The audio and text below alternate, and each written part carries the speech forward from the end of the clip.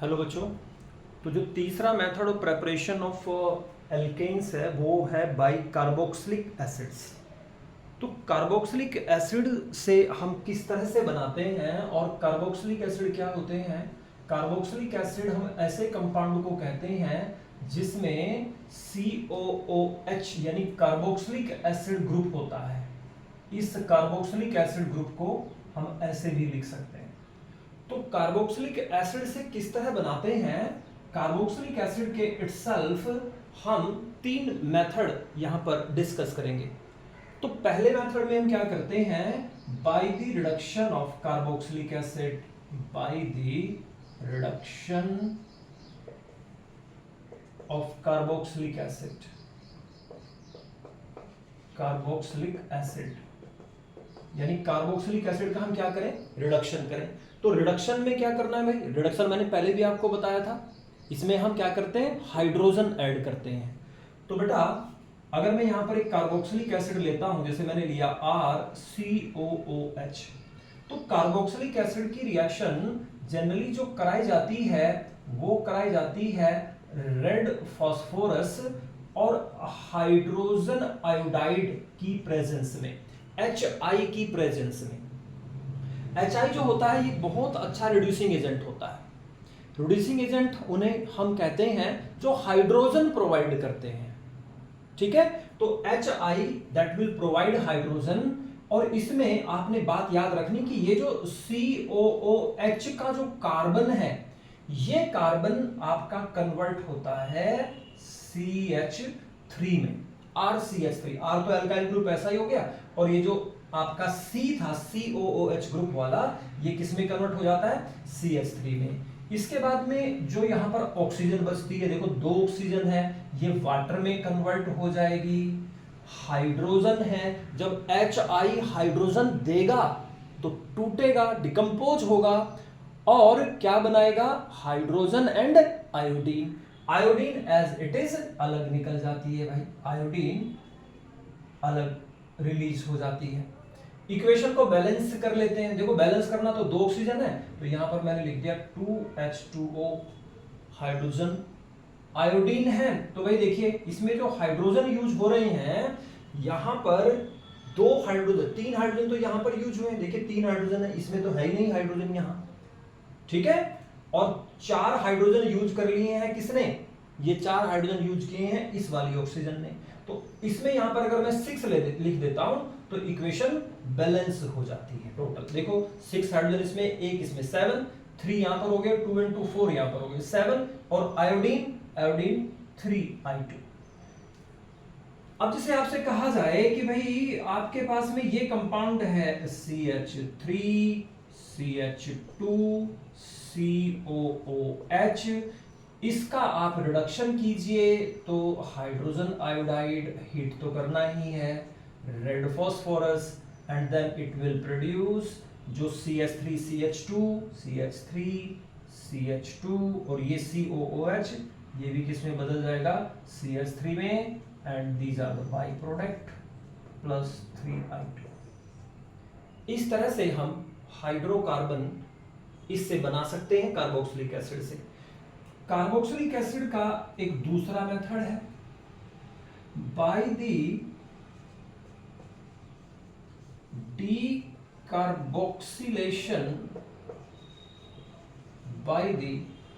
Decarboxylation of sodium और potassium salt of sodium और potassium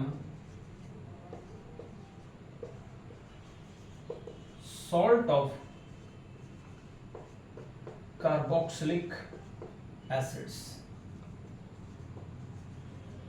तो भाई एक चीज आपको बड़े अच्छे से पता है कि जब एसिड आपस में रिएक्शन करते हैं, एसिड और बेस आपस में रिएक्शन करते हैं तो क्या बनाते हैं भाई, सॉल्ट एंड वाटर बनाते हैं। बड़ी सिंपल सी रिएक्शन है, सब बच्चे जानते हैं ये। तो ये जो कार्बोक्सिलिक एसिड है, कार्बोक्सिलिक एसिड मिनरल एसिड जो होते हैं, मिनरल एसिड जैसे HCl H2SO4 HNO3 H2SO4, उनसे तो ये वीक एसिड होता है, लेकिन अल्कोहल है या वाटर है उससे ये स्ट्रॉन्ग एसिड होता है।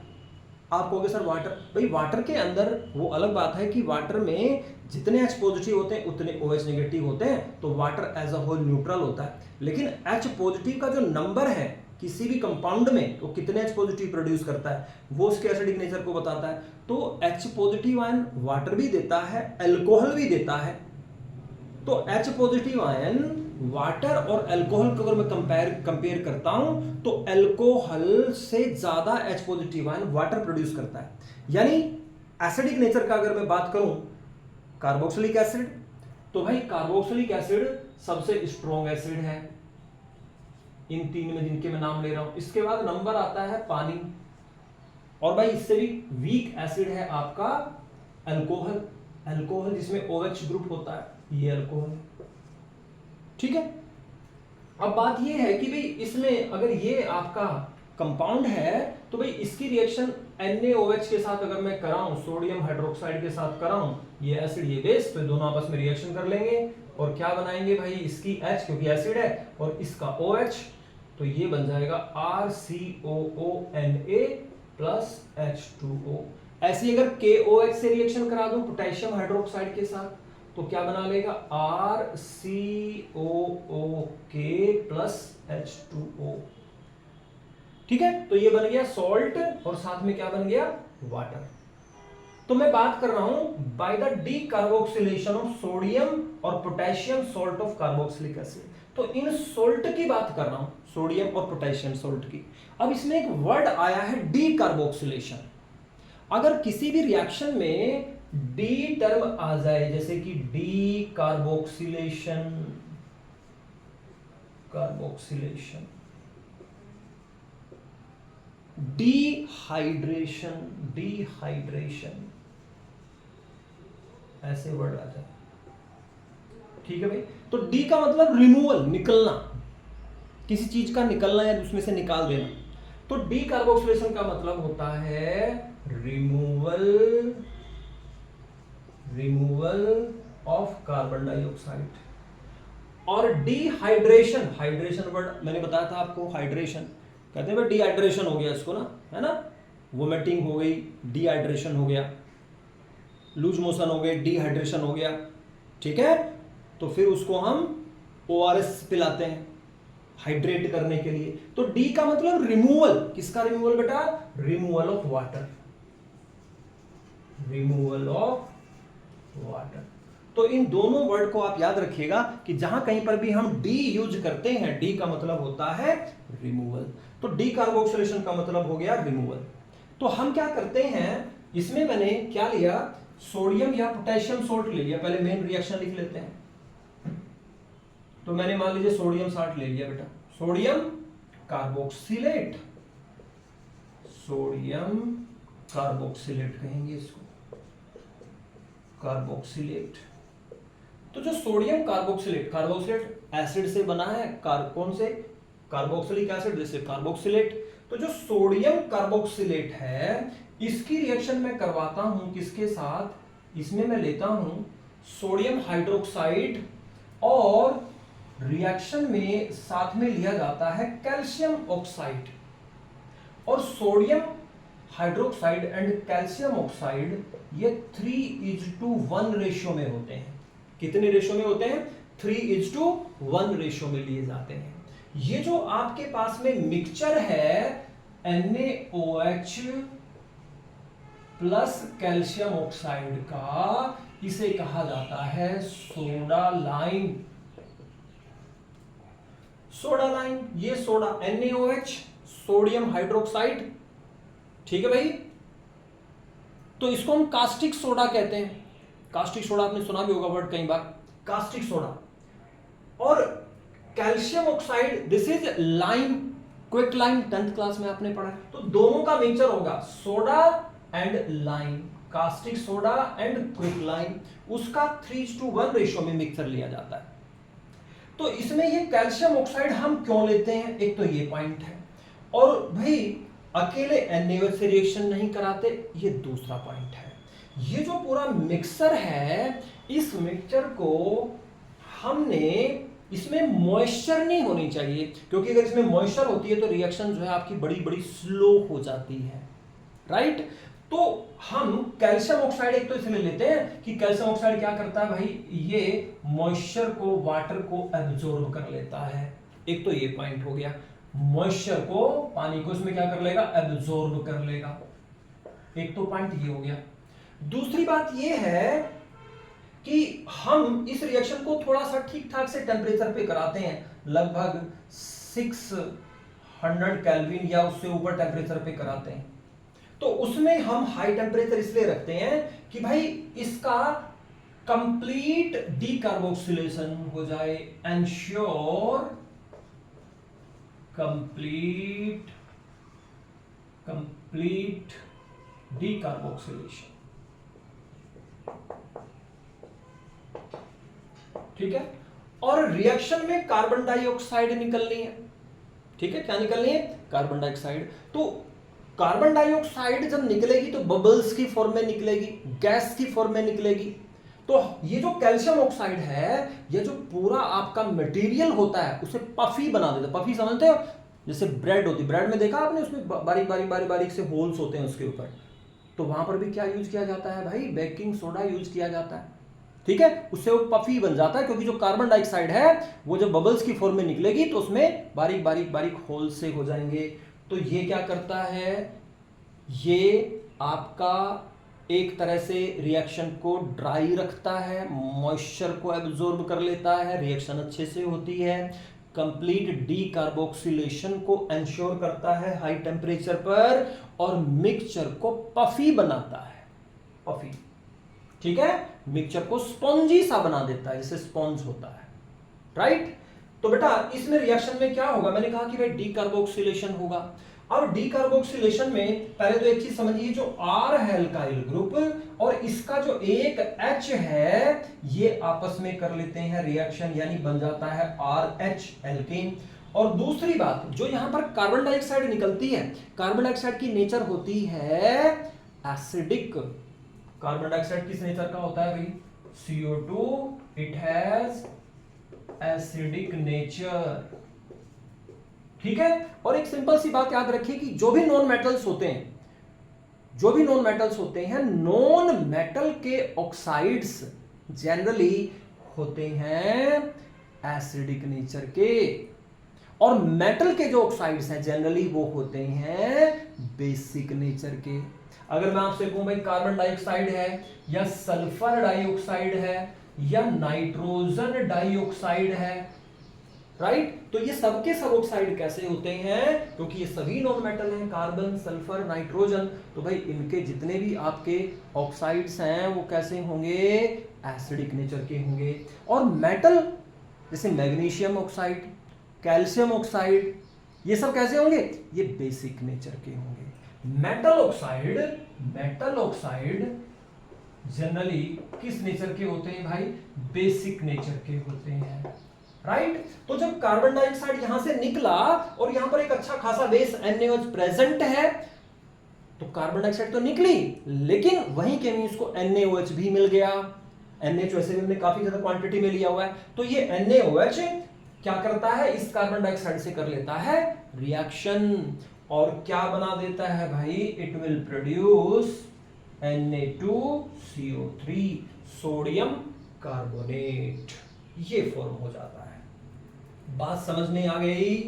तो इस तरह से हम क्या बना सकते हैं, इससे हम कार्बोक्सिलिक एसिड के सेकंड मेथड से, बाय डीकार्बोक्सिलेशन से हम क्या बना सकते हैं, एल्केन्स बना सकते हैं। एक और एग्जांपल देखते हैं इसमें, you just see one more example. अगर यहां पर R की जगह मैंने लिया है CH3, इस R की जगह मैं ले लेता हूं CH3, CH2, प्रोपाइल ग्रुप, और भाई ये जो COONA है ये ऐसे का ऐसा ही रहेगा। साथ में रिएक्शन किससे करवाएंगे, सोडियम हाइड्रोक्साइड के साथ रिएक्शन कराएंगे, कैल्शियम ऑक्साइड लेंगे। क्यों लेंगे, to ensure complete decarboxylation, moisture absorb करना, अदरवाइज तो मॉइस्चर की प्रेजेंस में रिएक्शन ठीक से नहीं होती। दूसरा, ये उस मटेरियल को पफी बना देता है, स्पॉन्जी टाइप बना देता है, सो दैट आसानी से पूरा मटेरियल पोरस बन जाए, उसमें बारीक बारीक होल्स हो जाएं और कार्बन डाइऑक्साइड जहां से निकलना चाहिए वहां पर आसानी से निकल जाए इस मटेरियल के अंदर से। देन तो क्या सिंपल मेथड बताया है, ये R ग्रुप है और भाई इसमें से क्या लेना है, आपने H लेना है, तो बन जाएगी R की जगह यहां पर आप लिख दीजिए CH3 CH2 CH3, क्योंकि ये R तो इतना है, H जुड़ गया तो ये CH3 बदल जाएगा और बाकी क्या बनेगा भाई Na2CO3 सोडियम कार्बोनेट। तो इस तरह से हम क्या बना सकते हैं, बाय द डीकार्बोक्सिलेशन हम इसमें बना सकते हैं दिस इज एल्केन। तो एल्केन को बनाने का ये एक बहुत अच्छा मेथड है। तीसरा जो मेथड है वो है तीसरे मेथड का तीसरा मेथड, कार्बोक्सिलिक एसिड। ये आपका थर्ड मेथड है, इसका ए पार्ट हम कर चुके हैं, बी पार्ट अभी बताया है, एक पार्ट इसमें और डिस्कस करते हैं। और वो जो सी पार्ट है, C part this is by Kolbe electrolysis, Kolbe's electrolysis.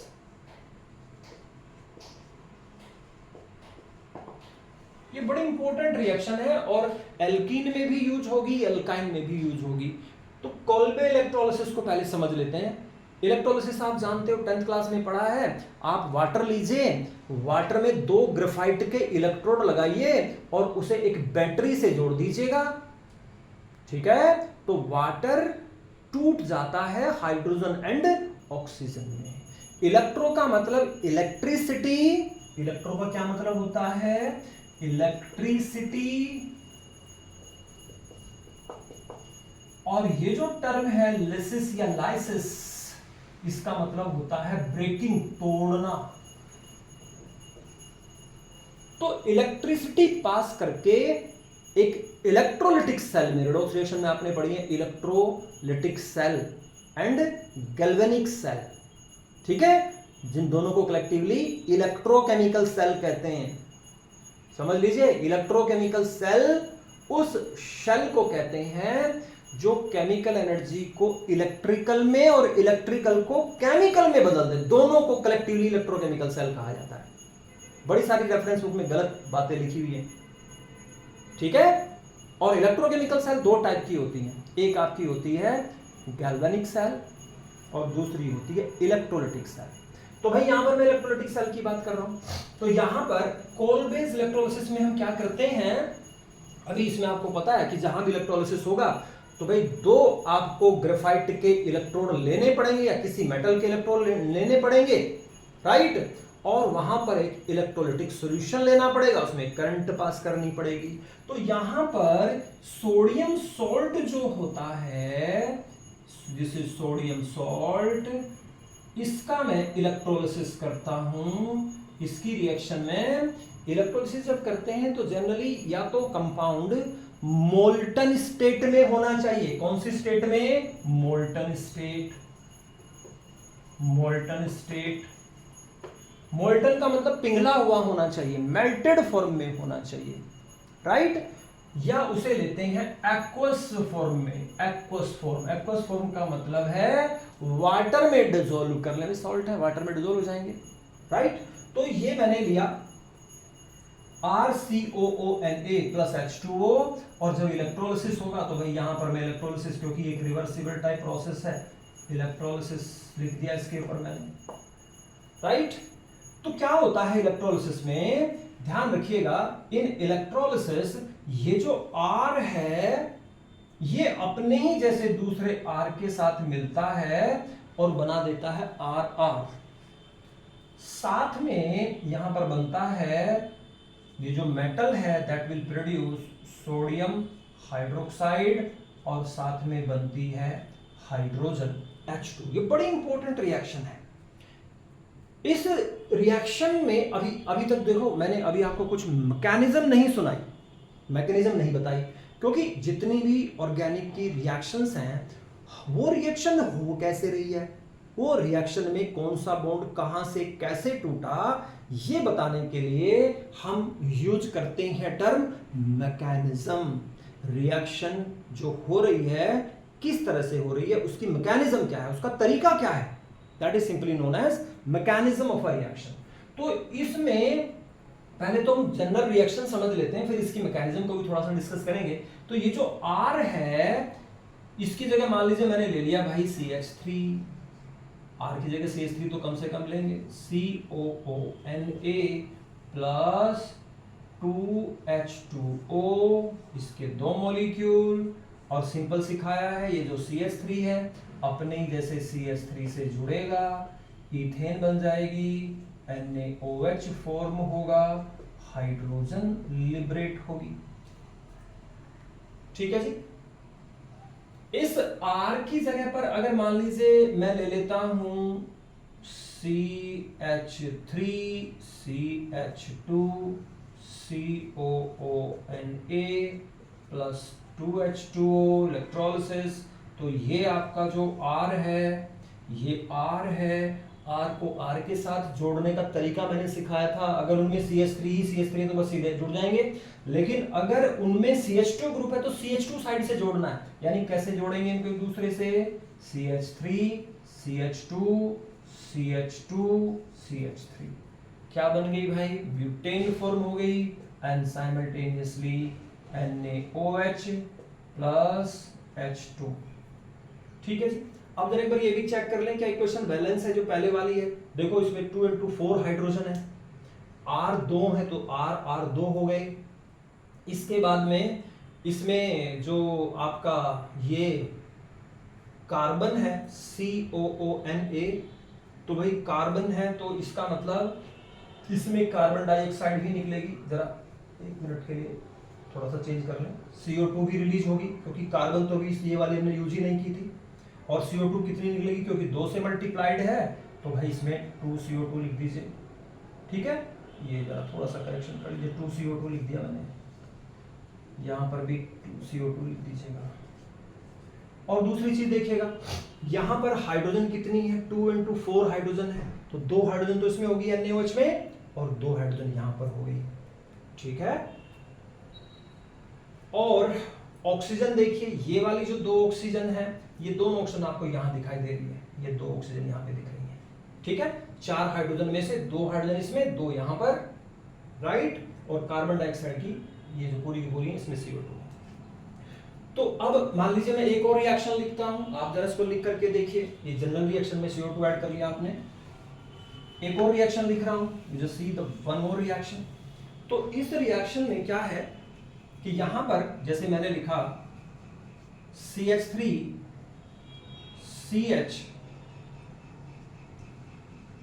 CH3 ऐसे लिखता हूं, COONA प्लस 2H2O। तो भाई क्या प्रोडक्ट बनेगी, प्रोडक्ट क्या बनेगी, कहां से जोड़ेंगे, जहां से ये CH ये वाला पूरा का पूरा R ग्रुप हो गया, दिस इज R ग्रुप, तो क्या बन जाएगा बेटा, it will give CH3, this is CH3 एक ही ग्रुप है। जब भी जोड़ना है तो यहां से जोड़ना है जहां पर कम हाइड्रोजन है। दूसरा इसी तरह का ग्रुप होगा CH, this is CH3 and this is CH3, right. बाकी प्रोडक्ट सेम रहेंगी, 2NaOH plus carbon dioxide plus H2, right. तो ऐसे हम इसकी प्रोडक्ट लिख सकते हैं, कार्बन डाइऑक्साइड बनती है, हाइड्रोजन बनती है, NaOH बनता है, RR बनता है। अब इसमें कई बार ऐसे क्वेश्चन पूछा जाता है कि भाई कॉल्बे इलेक्ट्रोलिसिस में हम किस टाइप के एल्केन्स को बना सकते हैं। तो भाई देखो, अगर मैं R में एक कार्बन लूंगा तो इसमें 2 कार्बन मिलेंगे, यहां पर अगर मैंने 3 लिए हैं तो इसमें 6 कार्बन मिलेंगे, टोटल देखो 6 है। तो कार्बन जितने आप ले रहे हैं उससे डबल हो जाते हैं। 4 कार्बन वाला अगर आप कार्बोक्सिलिक एसिड लेंगे एल्काइल ग्रुप में 4 कार्बन, तो भाई आपको 8 कार्बन की जो है एल्केन मिलेगी। इसका मतलब इससे कौन से एल्केन को बना सकते हैं जिनमें इवन नंबर ऑफ कार्बन होते हैं, ओड नंबर वाले नहीं बना सकते किसी भी तरीके से। तो even number carbon containing alkanes. ठीक है, तो भाई इससे प्रोपेन, ब्यूटेन ये वाले हम नहीं बना सकते। ठीक, और दूसरी बात ये, क्या इससे मीथेन बना सकते हैं? अरे मीथेन तो नहीं बनेगी भाई। मीथेन के लिए तो हमें एक कार्बन चाहिए मीथेन में, और वो वैसे भी ओड नंबर कार्बन कंटेनिंग है, तो मीथेन भी नहीं बनेगी इसमें। ठीक है, तो ये चीजें हमने थोड़ी सी याद रखनी है। दूसरी बात ये, इस रिएक्शन में ये पूछा जाता है कि भाई इस रिएक्शन की मैकेनिज्म क्या है, रिएक्शन हो कैसे रही है, उसे सिंपली कहा जाता है मैकेनिज्म ऑफ द रिएक्शन। तो मैकेनिज्म बताने के लिए, मैकेनिज्म के लिए हमने क्या चीज याद रखनी है, जरा देख लीजिए भाई। मैकेनिज्म, किसी रिएक्शन को जब वो रिएक्शन होती है तो उस रिएक्शन में बड़े सारे इंटरमीडिएट स्टेप्स होते हैं। ठीक है, इंटरमीडिएट का मतलब होता है बीच वाले स्टेप्स होते हैं, that is known as intermediate steps. तो जो टोटल डिफरेंट स्टेप्स इंटरमीडिएट आ रहे हैं इनिशियल टू फाइनल प्रोडक्ट, उन सभी स्टेप्स को हम collectively known as mechanism of a reaction. मान लीजिए किसी ने डॉक्टर बनना है या किसी ने इंजीनियर बनना है, तो उसने जो बड़े सारे क्लासेस पास की हैं, first, second, third, fourth, 11th, 12th, फिर कंपटीशन एग्जाम क्लैरिफाई करके फिर वो डॉक्टर या इंजीनियर बनता है। तो ये जो इंटरमीडिएट जितने भी बीच के सारे स्टेप्स हैं, नर्सरी, एलकेजी, यूकेजी से लेकर के आपके कॉम्पिटिटिव एग्जाम को क्वालिफाई करने के टू बी अ डॉक्टर और इंजीनियर, उन सबको collectively all steps which are involved in the formation of a final product is known as mechanism of that reaction. समझ में आ गई बात ये कि मैकेनिज्म का मतलब क्या है। तो भाई इस रिएक्शन में देखिए क्या इसकी मैकेनिज्म है। रिएक्शन के पहले स्टेप में देखिएगा, ये मैंने इसमें लिया हुआ है sodium salt of carboxylic acid. अच्छा, सिंपली जब सोल्ट को पानी में डालेंगे, जैसे नमक है NaCl, पानी में डालेंगे तो Na पॉजिटिव और Cl नेगेटिव सेपरेट हो जाते हैं, यानी सॉल्ट आयनाइज हो जाता है। तो भाई ये सॉल्ट हो गया आयनाइज, और आयनाइज होने पर इसने बनाए Na पॉजिटिव अलग हो गया, और ये जो आयन है इन्हें हम कहते हैं कार्बोक्सिलेट आयन। ये आयन अलग हो गए, कार्बोक्सिलेट आयन। ये जो कार्बोक्सिलेट आयन है और सोडियम आयन अलग अलग हो गए। अब देखिए इसी स्टेप में फिर क्या होता है, ये जो बेसिकली कार्बोक्सिलेट आयन है, देखिएगा ये कार्बोक्सिलेट आयन है, इस पर ये नेगेटिव चार्ज है। ऑक्सीजन की वैलेंस शेल में कितने इलेक्ट्रॉन होते हैं, सब बच्चे जानते हैं भाई, 6 इलेक्ट्रॉन होते हैं। तो मैं थोड़ा इलेक्ट्रॉन जो है दूसरे कलर से दिखा रहा हूं। देखो यहां पर ऑक्सीजन की वैलेंस शेल में 6 थे, 2 ने कार्बन के साथ बॉन्ड बना लिए, तो कितने बचे, 1 2 3 4, 4 इलेक्ट्रॉन बचे। इसमें देखिए ऑक्सीजन के पास कितने थे, 6, एक यहां कार्बन के साथ बॉन्ड बनाने में यूज हो गया, रह गए 5। लेकिन ये माइनस चार्ज क्या है, ये वो इलेक्ट्रॉन है जो इस ऑक्सीजन ने सोडियम से लिया है, तो इसके तो फिर से 6 पूरे हो गए, 1 2 3 4 5 6। इस तरह से ये 6 इलेक्ट्रॉन इनके कंप्लीट हो जाते हैं। तो भाई अब क्या है, बेसिकली यहां पर होता क्या है, आपको पता है रेडॉक्स रिएक्शन में, इलेक्ट्रोलिसिस में मैंने 2 इलेक्ट्रोड लिए थे, एक एनोड और दूसरा कैथोड। एनोड हम उस इलेक्ट्रोड को कहते हैं जहां पर ऑक्सीडेशन होता है। ये मैकेनिज्म एल्कीन में भी आएगी, एल्काइन में भी आएगी, और कहीं भी कोल्बे इलेक्ट्रोलिसिस की मैकेनिज्म आती है तो आपने एक ही तरीके से लिखनी है, सबका यही मेथड है। तो क्या होगा बच्चे, ये जो इसने इलेक्ट्रॉन सोडियम से लिया था, इस इलेक्ट्रॉन को ये लूज कर देता है।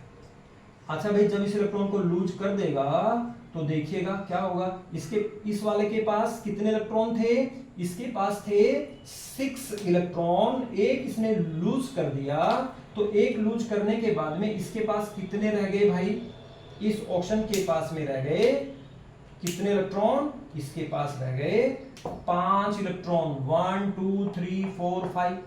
ध्यान से समझिएगा बात। और एक इलेक्ट्रॉन जो उसने लूज किया वो मैं अलग लिख देता हूं, जो सोडियम से लिया था। और इस वाले के पास में कितने हैं, 1 2 3 4, इसके पास तो वही 4 है, इसके पास 5 रह गए। अगर किसी केमिकल स्पीसीज का मतलब जो रिएक्शन हो रही है उसमें कोई फ्रेगमेंट बना, ठीक है, इंटरमीडिएट बना, उसके पास अगर अनपेयर्ड इलेक्ट्रॉन होते हैं तो भाई उसे कहा जाता है फ्री रेडिकल। ये आपने फर्स्ट इसका जो जीओसी पार्ट है उसमें पढ़ा होगा, उसे हम क्या कहते हैं, फ्री रेडिकल। तो फ्री रेडिकल की क्या पहचान है, दे हैव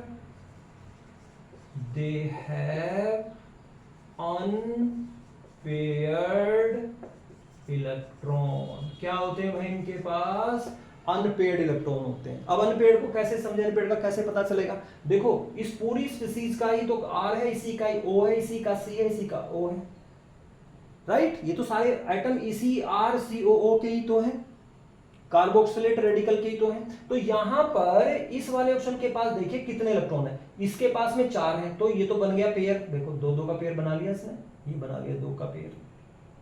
इसके पास देखिए, इसके पास कितने 5 है, तो 5 में अगर मैं पेयर बनाऊं ना, पेयर में 2 होते हैं ना भाई, ये पेयर में 2 हुए, एक रह गया सिंगल अनपेयर्ड, तो इसके पास एक अनपेयर्ड इलेक्ट्रॉन है।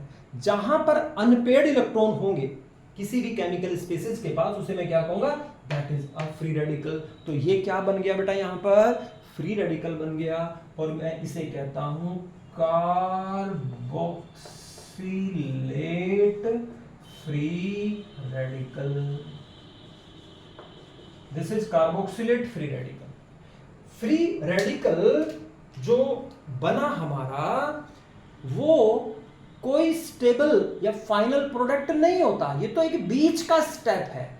कोई कहे मैंने 9th कर ली भाई, ठीक है, और मैं डायरेक्ट जो है अब डॉक्टर बन जाऊंगा, ऐसा पॉसिबल नहीं। लेकिन डॉक्टर बनने के लिए 9th करनी जरूरी है, 10th 11th 12th सब करनी जरूरी है, सब करनी पड़ेगी आपको। तो ये एक स्टेप है, ये आएगा रिएक्शन में, ये रिएक्शन होगी, लेकिन ये फाइनल प्रोडक्ट नहीं है, ये डॉक्टर इंजीनियर नहीं है, ये तो बीच की कोई क्लास है। अब क्या होगा कि ये जो आपका कार्बोक्सिलेट फ्री रेडिकल है, ये कार्बोक्सिलेट फ्री रेडिकल, देखो मैं फिर से लिख देता हूं इसको, इसके सारे इलेक्ट्रॉन भी मैंने लिख दिए, इसके इलेक्ट्रॉन भी मैंने लिखे, ये इसके इलेक्ट्रॉन है 1 2 3 4 5, ये इसमें इलेक्ट्रॉन है, ये इलेक्ट्रॉन के पेयर्स हैं, ये इसके पास एक अनपेयर्ड इलेक्ट्रॉन है। तो ये क्या करता है बच्चे, ये फ्री रेडिकल क्योंकि स्टेबल तो ये है नहीं, फाइनल प्रोडक्ट तो ये है नहीं, तो ये अपने इस आर को, क्योंकि आर जो ग्रुप है वो इसे एक तरह से क्या कर रहा है, आर जो है वो प्लस आई इफेक्ट, क्यों भाई इंडक्टिव इफेक्ट पढ़ा आपने, इंडक्टिव इफेक्ट से सिग्मा इलेक्ट्रॉन जो है वो कार्बन एटम की तरफ को पुश किए जाते हैं, दिए जाते हैं। तो ये जो अल्काइल ग्रुप है ये इसको इलेक्ट्रॉन दे रहा है, ठीक है। तो यहां पर ये जो इन दोनों के बीच में एक बॉन्ड बना हुआ है, ये दोनों के बीच में एक बॉन्ड बना हुआ है, ये बॉन्ड टूट जाता है। अब ये बॉन्ड क्यों टूटता है, इसलिए टूटता है कि इसके पास अनपेयर्ड इलेक्ट्रॉन है। जब इसके पास में अनपेयर्ड इलेक्ट्रॉन है तो अनपेयर्ड इलेक्ट्रॉन होना किसी के पास में स्टेबिलिटी की पहचान नहीं है।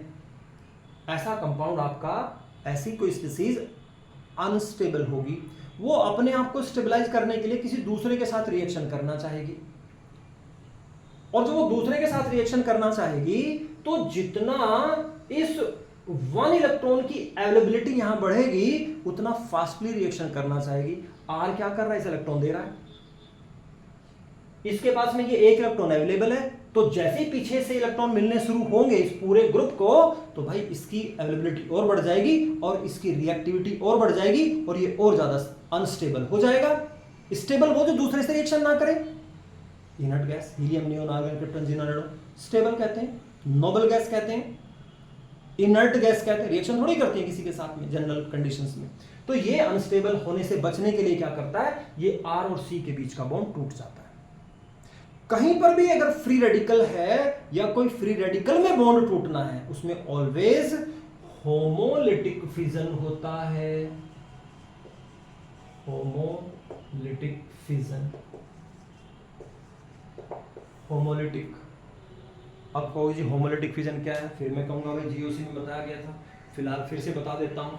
होमोलिटिक का मतलब होता है कि दो एटम है ना, जैसे ये क्लोरीन क्लोरीन है, इनके बीच में एक सिंगल बॉन्ड बना हुआ है, राइट। एक इलेक्ट्रॉन एक एटम ने दिया है, दूसरा दूसरे ने दिया है, शेयर करके एक बॉन्ड बना है।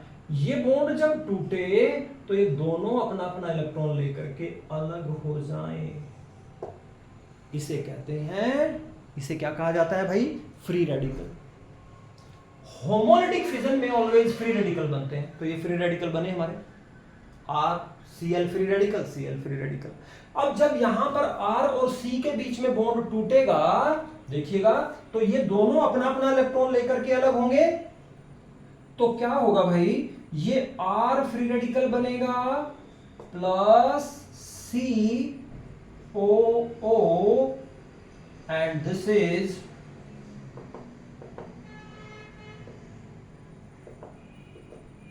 और एक अनपेड इलेक्ट्रॉन इसके पास आ गया। अभी तो टूटा बॉन्ड, दोनों के पास आए, जैसे Cl के पास दो थे इस बॉन्ड में इलेक्ट्रॉन, अब एक अनपेड इसके पास, एक अनपेड इसके पास, तो अल्टीमेटली ये और ये दोनों आपस में शेयर करके क्या बना लेंगे भाई, डबल बॉन्ड बना लेंगे, C डबल बॉन्ड O।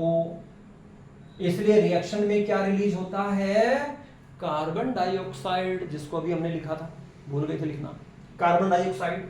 तो कार्बन डाइऑक्साइड ऐसे बन जाएगी, और ये जो R फ्री रेडिकल है, ये R फ्री रेडिकल अपने ही जैसे फ्री रेडिकल से रिएक्शन करेगा, एक इलेक्ट्रॉन इसके पास, एक इसके पास, एक इस Cl के पास, एक इस Cl के पास में फिर से Cl2 बना लेंगे, ठीक है। ये लाइट की प्रेजेंस में होता है, ये बन गए, लाइट हटा ली, फिर से आपस में कंबाइन होकर के Cl2 बना लेंगे।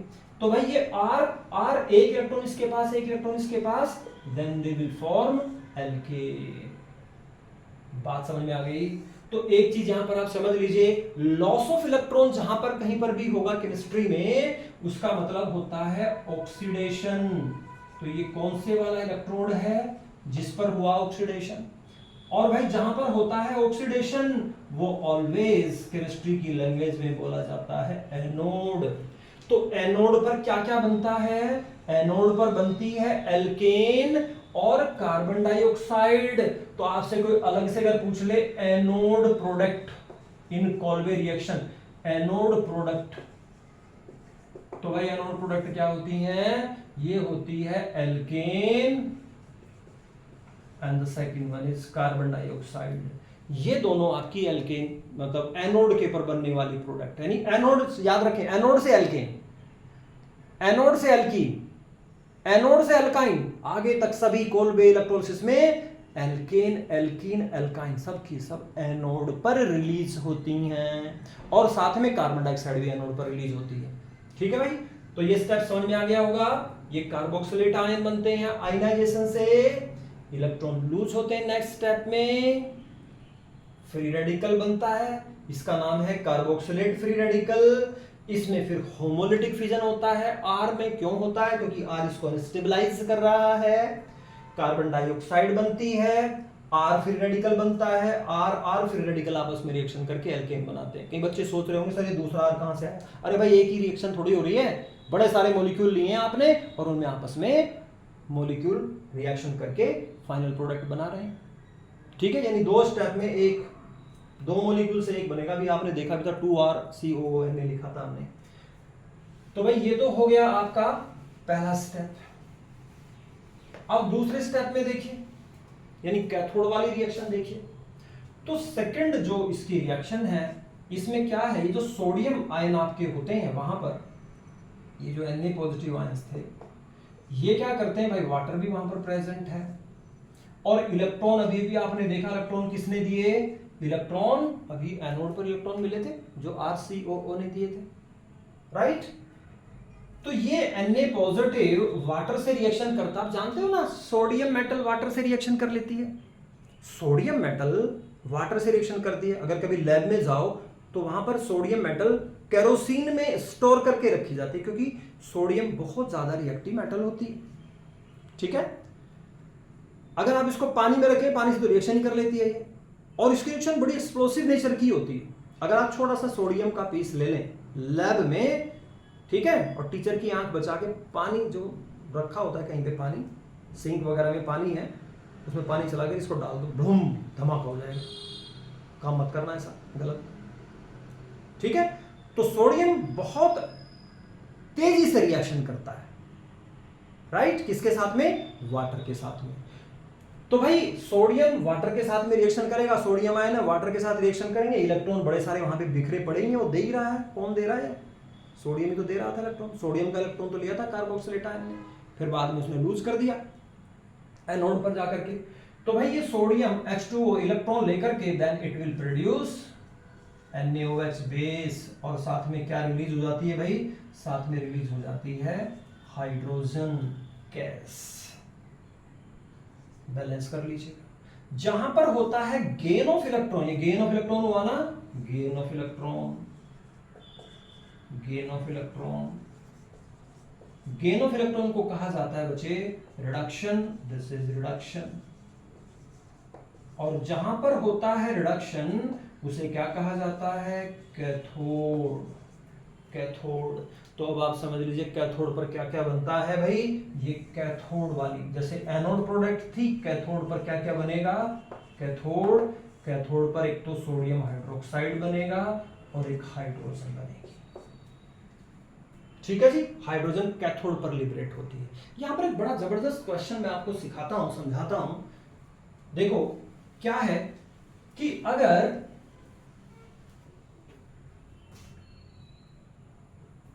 सोडियम फॉर्मेट ले लिया जाए, ये फॉर्मिक एसिड होता है भाई HCOOH, formic acid, formic acid,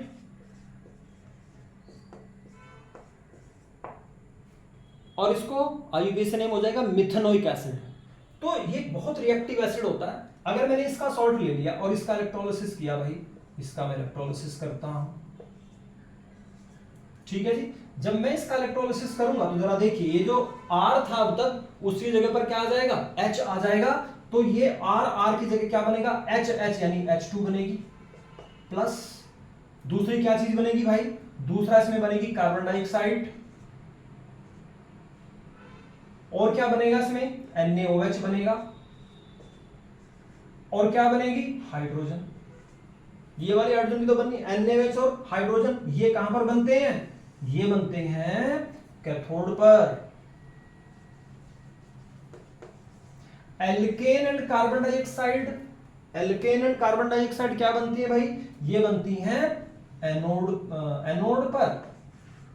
अब समस्या हो गई, यानी अगर आप यहां पर सोडियम फॉर्मेट लेंगे तो भाई एनोड पर भी हाइड्रोजन बनेगी और कैथोड पर भी हाइड्रोजन बनेगी। अगर ये स्पेसिफिक क्वेश्चन दे दिया जाए कि भाई hydrogen liberated in case of sodium format, तो कहां कहां पर लिबरेट होगी, कहां कहां पर पैदा होगी, एनोड पर भी और कैथोड पर भी पैदा होगी।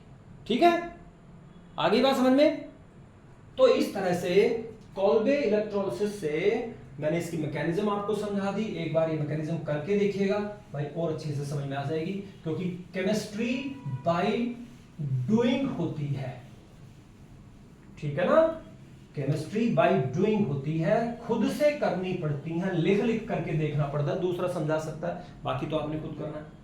अब दूसरी बात, नेक्स्ट मेथड पर आते हैं, number 4 method, by the reduction of aldehyde, ये एल्डिहाइड ग्रुप है, कीटोन, ये कीटोन ग्रुप है, एंड अल्कोहल, ये OH ग्रुप है।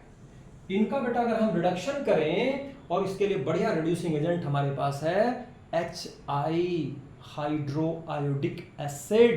HI ये एक अच्छा रिड्यूसिंग एजेंट है, और भाई इसकी रिएक्शन हम रेड फास्फोरस की प्रेजेंस में कराते हैं, कैटलिस्ट समझ लो कि कैटलिस्ट है। तो ये अगर मैंने यहां पर लिया है RC डबल बॉन्ड OH, ये वाला जो ग्रुप है, ये वाला जो ग्रुप है CO, इस ग्रुप को कहा जाता है कार्बोनिल ग्रुप, कार्बोनिल ग्रुप। तो इसकी अगर एक वैलेंसी H से और R से सेटिस्फाई की गई है तो एल्डिहाइड, देखो ये COH या C ऐसे पढ़ लो CHO। इसका जब मैं रिडक्शन करता हूं, रिडक्शन किससे करवाना है भाई, हाइड्रोजन आयोडाइड से, किसकी प्रेजेंस में, रेड फास्फोरस, और हीट करना है। इस कार्बोनाइल ग्रुप में यहां H है, यहां पर भी R ही लगा दूं तो भाई बन जाता है कीटोन। हाइड्रोजन आयोडाइड से रिएक्शन, बाकी सब कुछ सेम, ठीक है। और भाई इसकी रिएक्शन मैं अल्कोहल से करा दूं, दिस इज अल्कोहल HI, तो इन सब की रिएक्शन से क्या बनेगा, एल्केन। ठीक है, नोट कर लीजिए भाई इसको, ठीक से पहले लिख लीजिएगा।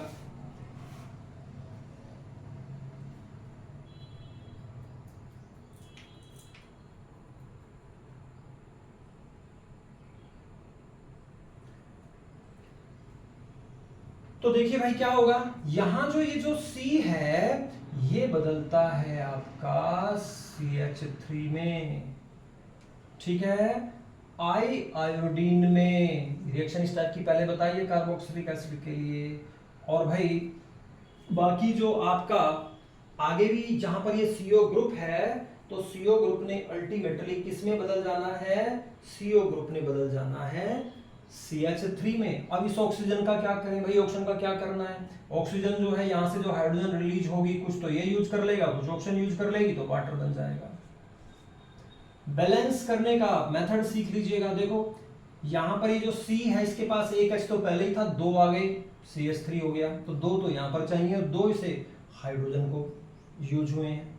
तो इसका मतलब कितने चाहिए आपको, 4 चाहिए कम से कम, 4 चाहिए कम से कम, 4 ही चाहिए।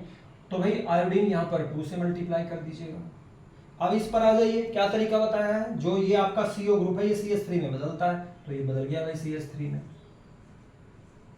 लेकिन यहां पर तो ये बीच में है तो इसलिए CH2 में बदलेगा। 4 तो वैलेंसी होंगी, ये आयोडीन और साथ में वाटर, ठीक है भाई। इसने भी 2 हाइड्रोजन यूज किए हैं, 2 इसने यूज किए हैं, तो इसका मतलब यहां पर भी 4 आएगा, 4HI, ये I2 हो गया, यहाँ पे 2 आएगा। इसको देखिएगा जरा, इसमें ये जो पूरा आपका OH है हट जाएगा यहां से, और ये CH2 किस में बदल जाएगा, CH3 में, एल्केन में। और भाई देखिएगा O O क्या बनाता है, ये बनाता है H2O, ठीक है। तो इसमें आप H2O बन गया। देखो इसने एक हाइड्रोजन लिया, एक हाइड्रोजन इसमें पहले ही था, ये समझ लीजिए C का हाइड्रोजन यहाँ पे एडजस्ट हो गया, 3 हो गए, राइट। और ये जो O है ये इसे 2 चाहिए, तो ये देखो H2 यानी एक हाइड्रोजन इसमें से, एक इसमें से, तो 2 चाहिए ना इसको टोटल, तो यहां से मैं 2 दे देता हूं उसको, तो ये हो गया H2O। जरा देखिए बैलेंसिंग, और साथ में आयोडीन बनेगी plus I2, C again R CH2 है, यही वाला H मैंने एडजस्ट कर दिया, CH3 हो गया।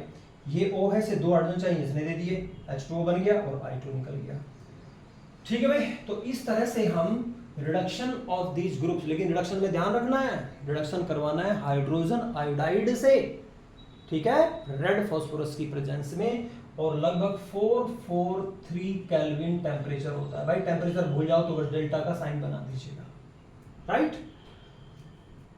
अब एक आध एग्जांपल ले लीजिए, इसमें आप खुद से भी करके देख सकते हैं। भाई मान लीजिए आपके पास में है CH3 CH2 CH3 CH2 CO, ये कंपाउंड है, ठीक है।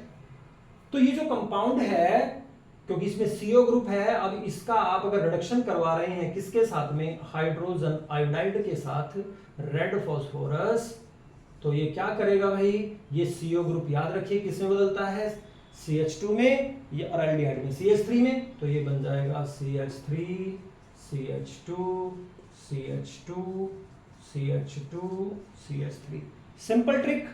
और भाई O किस में बदलता है, ये बदलेगा वाटर में, और I किस में बदलता है, I2 में।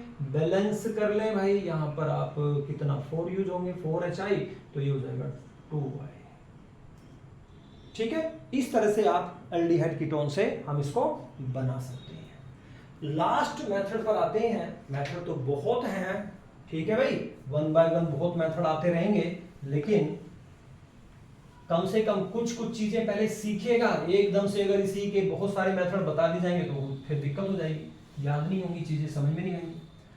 तो इसमें देखिए नेक्स्ट मेथड है बाय कार्बाइड्स, कार्बाइड्स। तो पहले तो समझे कि कार्बाइड्स क्या है। Metal carbides. तो कार्बाइड जो ग्रुप होता है बेसिकली, इसमें कार्बन के ऊपर 4 नेगेटिव चार्ज होता है। कितना चार्ज होता है? 4 नेगेटिव। अब जैसे मैं यहां पर लिखता हूं कि भाई मेरे पास है beryllium Be, beryllium, magnesium, calcium, इनकी वैलेंस शेल में 2 इलेक्ट्रॉन होते हैं बेरिलियम की वैलेंस शेल में, ठीक है। तो इसकी वैलेंसी 2, अगर दोनों इलेक्ट्रॉन ये लूज कर दे वैलेंस शेल में जितने इलेक्ट्रॉन है 2, ठीक है, तो वो इसकी वैलेंसी है। अप टू ग्रुप नंबर 14 ऐसा ही तो होता है भाई कि जितने वैलेंस शेल में इलेक्ट्रॉन है वही उसकी वैलेंसी होती है। अब अगर मैं इसका फार्मूला बनाऊं तो क्या बन जाएगा भाई? B4C2, या क्या लिख सकता हूं? Be2C, beryllium carbide. एल्यूमिनियम के साथ देखिए, एल्यूमिनियम पर 3 पॉजिटिव चार्ज होता है, कार्बन पर 4 नेगेटिव। तो क्या फार्मूला बन जाएगा? छोटी क्लास में सीखा हुआ है, ये वाला चार्ज यहां पर विदाउट साइन और ये वाला चार्ज यहां पर विदाउट साइन, तो Al4C4, beryllium carbide, aluminium carbide. क्या बात समझ में आ गई? तो ये जो 2 कार्बाइड हैं, बेरिलियम एंड एल्यूमिनियम कार्बाइड, अगर मैं इनका हाइड्रोलिसिस करता हूं, एक तो मैंने बताया था डिहाइड्रेशन, डी का मतलब रिमूवल ऑफ वाटर, हाइड्रोलिसिस या हाइड्रेशन का मतलब वाटर ऐड करना। जब डिहाइड्रेशन हो जाता है तो भाई आपको ORS दिया जाता है, उसमें मिनरल्स भी होते हैं और पानी तो होता ही है, उससे आपका वाटर इनटेक लेवल पे आ जाता है। तो इनका मैं क्या करता हूं, इन कार्बाइड्स का मैं करता हूं हाइड्रोलिसिस। पहले इसको आप नोट कर लीजिएगा। तो जब हम इसका हाइड्रोलिसिस करते हैं तो भाई हाइड्रोलिसिस का मतलब पानी से, वाटर से रिएक्शन कराते हैं। तो ये है Be2C, इसकी वाटर से रिएक्शन कराता हूं, ये वाटर हो गया। ये है Al4C3, इसकी वाटर से रिएक्शन कराता हूं। तो रिएक्शन में मैंने आपको एक सिंपल सी बात बताई है कि भाई अगर आप इतना जानते हैं कि पॉजिटिव कौन और नेगेटिव कौन, अब मैं कहता हूं NaCl, सोडियम क्लोराइड, पॉजिटिव कौन, जो पहले वो पॉजिटिव, जो बाद में वो नेगेटिव। ये एक सिंपल सा प्रिंसिपल है केमिस्ट्री का कि पहले भाई पॉजिटिव लिखा जाता है, उसके बाद नेगेटिव लिखा जाता है। पहले पॉजिटिव बात करो, नेगेटिव बात बाद में करो, ठीक है। तो देखिए अब इसमें C का पता है, C पर कैसा चार्ज है आपको पता ही है, इस पर 4 नेगेटिव था भाई, और इस Be पर पता है कितना चार्ज है, इस पर +2 था। इस C पर कितना चार्ज है, 4 माइनस, यही तो चार्ज इसका है, और इस पर कितना चार्ज है, 3+। अच्छा OH में आपको पता है H पर पॉजिटिव, OH पर नेगेटिव, H पर पॉजिटिव, OH पर नेगेटिव, ये तो जानते ही हो आप, ठीक है। तो पॉजिटिव को किसके साथ भेजिए, नेगेटिव के, नेगेटिव को किसके साथ जोड़ दीजिएगा, पॉजिटिव के साथ, सिंपल रूल। तो भाई यहां पर ये जो आपका H है इसे किसके साथ जोड़िए, C के साथ, राइट। तो C के साथ जब मैंने H को जोड़ा तो आप देखिएगा ये C कितने हैं, 4 है, H कितना है, 1 है। तो भाई इसे 4 को न्यूट्रल करने के लिए -4 को, तो H कितने चाहिए, 4 चाहिए ना, that's why it will produce CH4। तो यहां पर 4 वाटर कर दीजिएगा, क्योंकि 4 वाटर से 4 H पॉजिटिव मिलेंगे और 4 OH नेगेटिव मिलेंगे भाई। यहां पर Be कितने हैं, 2, और Be पर कितना चार्ज है, अरे देखो Be पर कितना चार्ज है भाई, OH पर कितना चार्ज है, 1 है। अगर मैं कहूं इसका फॉर्मूला लिखिए तो आपको सिखाया नहीं जाता तो छोटी क्लास में, ये 2 और ये 1 और फिर इन्हें क्रॉस करके लिख दिया करते थे। तो फॉर्मूला क्या बनेगा, Be1 OH2, तो ये बन गया BeOH2, ठीक है। और Be कितने इधर 2 है, तो मैंने यहां पे 2 से मल्टीप्लाई कर दिया, तो बेरियम हाइड्रोक्साइड बनेगा और मीथेन बनेगी। You have to apply the same rule here. तो देखो भाई ये C है, इस पर -4 है, तो 4 H चाहिए, तो भाई 4 H लिख दिए मैंने, CH4 हो गया। दूसरी बात, यहां पर C है कितने, 3 C हैं, तो यहां पे 3 बैलेंस करिए, 3 C, राइट। आपको चाहिए कितने, 4 × 3 12 H, यहां पर तो एक ही H मिलेगा एक वाटर से, इसका मतलब वाटर मॉलिक्यूल कितने लेने पड़ेंगे, 12। समझ में आ गया पॉइंट, ये रटना नहीं है भाई, this is mathematics. Organic chemistry पूरी तरह मैथमेटिक्स की तरह होती है, नंबर भी इसमें से आते हैं, या तो जीरो या हीरो, या तो पूरे या खत्म, राइट। तो ये समझ गए भाई। अब जरा एल को देखिए, एक एल कितने OH के साथ जाएगा, एल पर कितना चार्ज है 3 प्लस, OH पर कितना चार्ज है -1। तो क्या फार्मूला बनेगा भाई, देखो ना छोटी क्लास वाली बात सिखा रहा हूं आपको। तो फॉर्मूला बन जाएगा AlOH3, ऐसे तो बनाते थे फार्मूला, तो ये बन गया भाई AlOH3। और इसमें एल कितने हैं 4, तो भाई यहां 4 से मल्टीप्लाई कर दिया मैंने, ठीक है 4 ही तो है ना भाई इसमें, 4AlOH3। और आप देखेंगे दोनों इक्वेशन बैलेंस हैं। पर एक बात छोटी सी आपने यहां पर नोटिस की होगी कि भाई कार्बाइड से सभी एल्केन को नहीं बना सकते, कार्बाइड से मीथेन बनाई जाती है। आई होप कि आपको बेटा इनका मेथड्स ऑफ प्रेपरेशन समझ में आया होगा। मैंने आपको बहुत माइन्यूट लेवल पर हर छोटी से छोटी बात आपको एक्सप्लेन की है, तो इसी तरह से वीडियो देखते रहिए, ठीक है। और केमिस्ट्री को पढ़ने के लिए आपने एक अलग से नोटबुक बना लेनी है जिसमें लिख लिख करके प्रैक्टिस करनी है, ठीक है जी। ऑर्गेनिक केमिस्ट्री बिना प्रैक्टिस के नहीं आती।